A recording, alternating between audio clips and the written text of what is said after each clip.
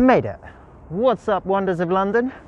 You are with me, Rob, just outside Somerset House on Waterloo Bridge.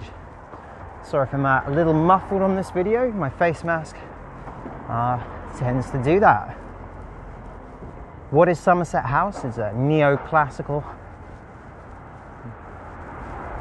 mega house, really, with an amazing courtyard. It's been a very popular film spot for a lot of movies, including James Bond and the 1995 movie GoldenEye. Probably because of its very imposing, authoritative look that we have a look there. Every winter they have a huge ice rink here, and it's a great place to come and skate. I mean, it's really fun, but they didn't have it in the winter of 2020 when I'm filming this video.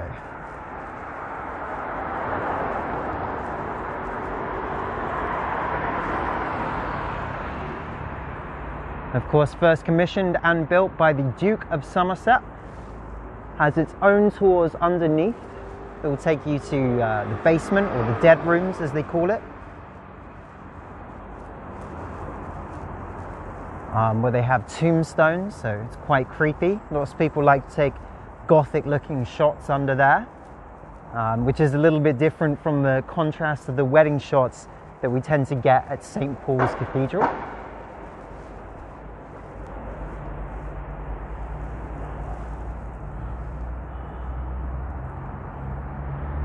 And for the filming of James Bond GoldenEye, they imported about 40 Russian cars here. And they filmed it, I'm told, on a very cold April day to make it feel, you know, kind of Russian in feel. And James Bond was sent there as his first outing in Russia, and they make it look like St. Petersburg, so that was done. And there's a tradition, I guess, now with filming Bond movies here, because it wasn't the only one. They also did some filming of the movie Spectre in Somerset House as well.